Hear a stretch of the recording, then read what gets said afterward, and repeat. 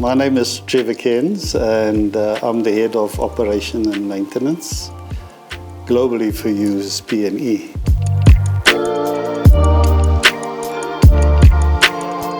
If we look at Africa as a whole, we try and include most of the local skill.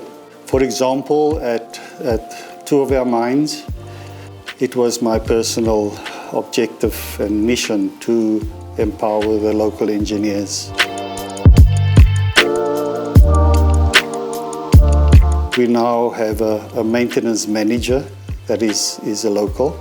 And then we're quite skilled at having our local staff operating a hybrid control room. We challenge our managers to get extremely involved with the mine on the safety aspect of the operation. And in so doing, we've achieved 1 million man-hours accident-free in one of our major power plants in West Africa. That said, plant availability is inculcated in every mind of every person, local or expat, that plant availability and reliability is everything.